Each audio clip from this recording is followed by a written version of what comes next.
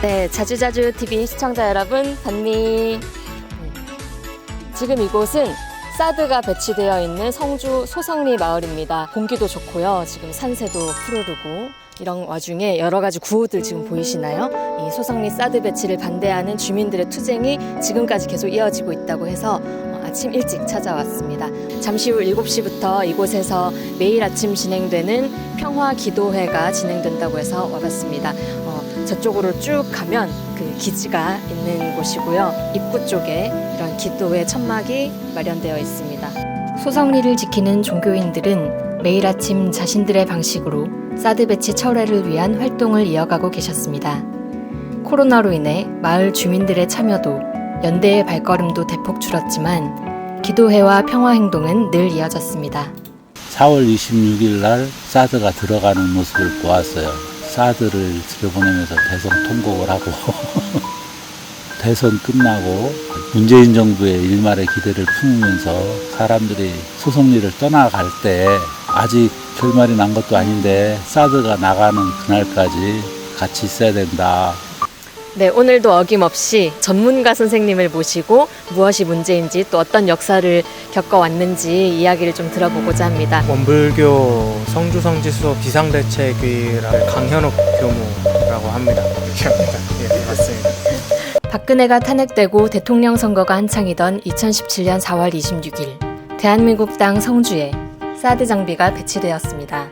2017년 3월 1일에 롯데 CC에서 국방부로 부지가 넘어가게 됩니다. 원래는 환경영향평가라든지 부지 공사라든지 이런 것들이 진행된 이후에 무기가 들어와야 되는데 거꾸로 됐죠.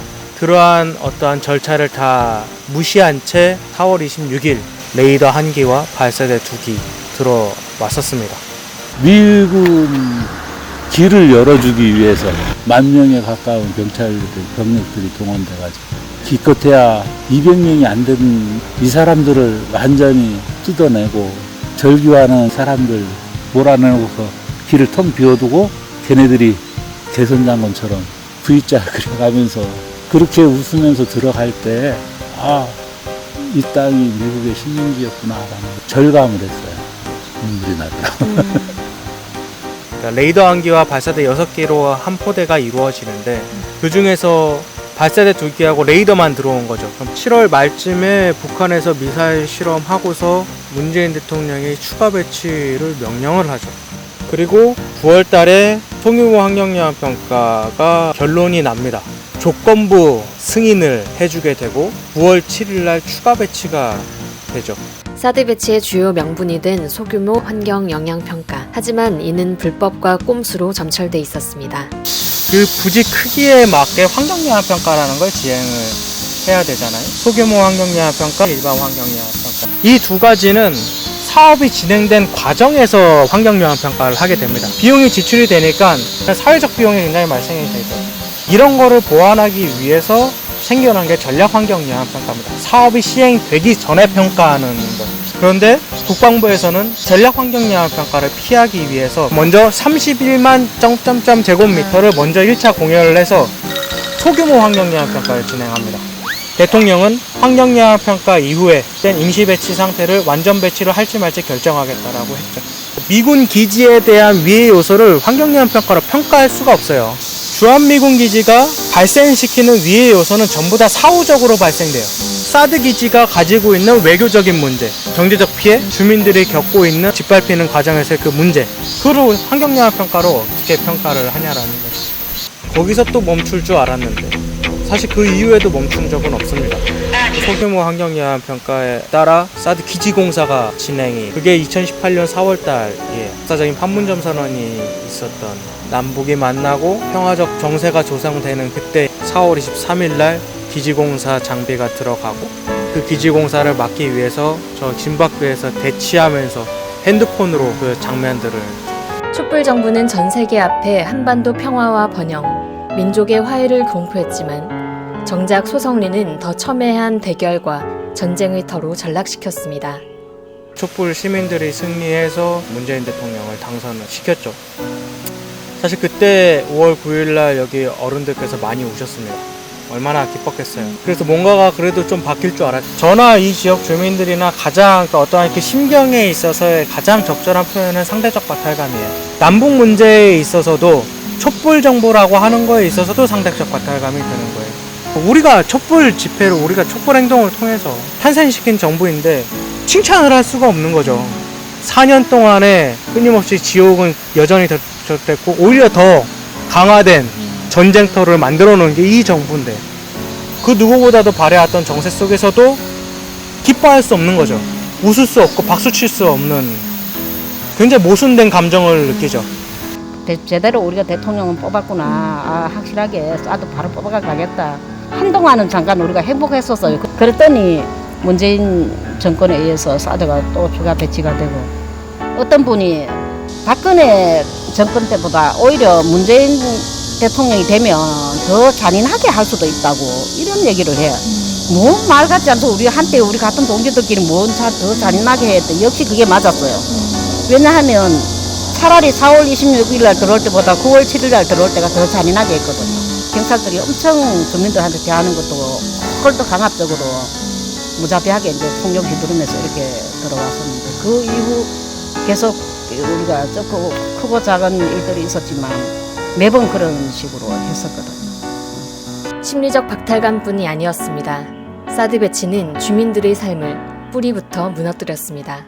롯데CC에서 국방부를 3월 1일 날 넘어간 이후에 그 마을로 들어가는 모든 사람들을 검문 검색을 시작을 합니다. 자기 집에 가는데 누가 주민등록증을 들고 다녀요. 밭에 가는데 갑자기 수백 명의 경찰 병력이 이 마을에 들어와서 장악을 하고 그리고 매일같이 드나들어 산나물 채러 가던 이 길은 아예 들어가지도 못하고 1차 배치 이후에 어른들 그 심리검사를 했었는데 대부분이 우울증을 겪고 계시고요. 경찰에 대한 트라우마도 굉장히 한 어머니는 갑자기 주무시다가 뛰쳐나와서 골목에 이렇게 두리번 하다가 들어가신 일도 있어요. 그게 뭐냐면은 경찰들 들어오는 꿈 꾸고 그냥 뛰쳐나오신 거예요. 근데 그런 일들이 한 분이 아니시래요. 트라우마를 겪고 있다라고 하는 거고.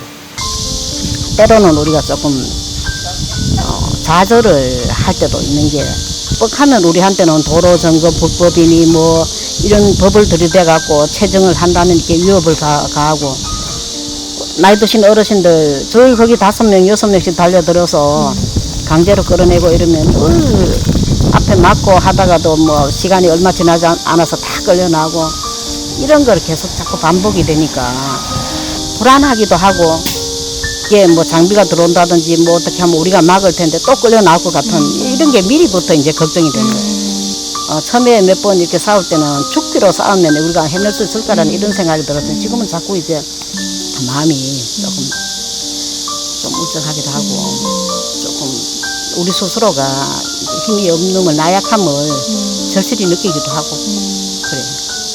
미국 독립기념일날 부산에서 어떤 일이 벌어졌는지 우리 확실히 목도했잖아요. 지역 주민들에게는 앞으로 있을 공포죠. 두려움이 동력이 된다라고 하는 것은 그 삶이 어떻겠어요. 그것이 4년 동안 주민들의 삶을 파괴해 온 거고 사드 배치 이전과 이전의 삶이 완전히 바뀌게 된.